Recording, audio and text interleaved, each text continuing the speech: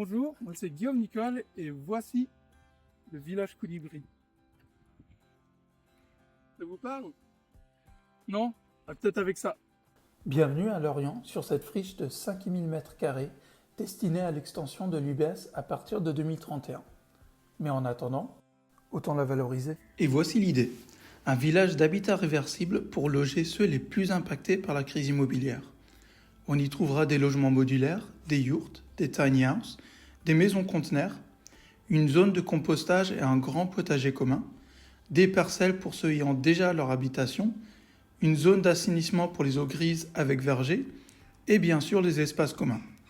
L'une pour les habitants avec salon, buanderie, grande cuisine et espace bureau, et l'autre pour accueillir le public lors d'ateliers divers, les deux pouvant être liés pour des événements festifs. Le petit plus sur le projet, c'est toute la partie recherche-innovation.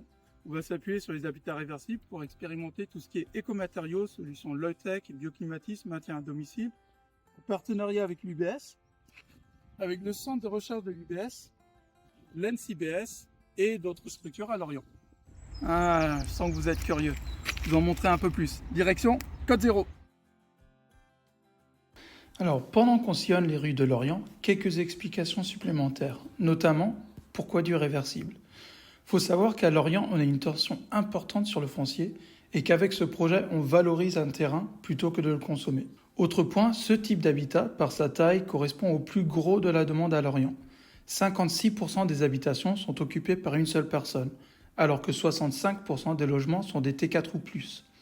Ceux qui jouent aussi sur l'isolement, d'où les espaces communs. Allez, on se pose un moment, je reprends les explications plus tard.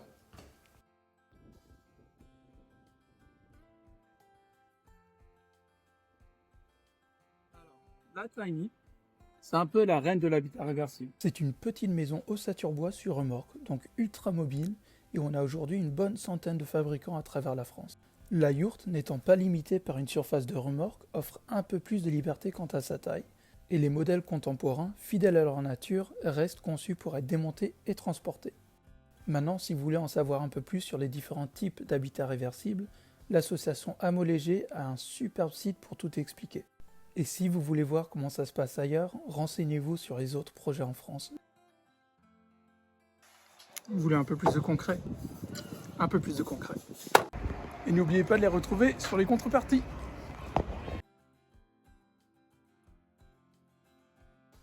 Donc là, on fait une petite traversée de la rade de Lorient pour aller au Port-Louis, pour aller voir le lycée pro Julien Crozet. Donc là, on est au lycée pro Julien Crozet à Port-Louis, où ils ont lancé une formation pour fabriquer des tanias, comme on peut voir là. C'est un support incroyable pour former à la fois sur la charpente, la menuiserie, la plomberie, l'électricité, la couverture. Donc là, on peut voir 3 modèles qui ont été fabriqués pour 3 profils différents, chacune avec des optimisations d'espace différentes. Là, on voit que dans un même volume, on peut avoir des dispositions différentes, que ce soit pour un couple, une personne seule ou une coloc d'ados.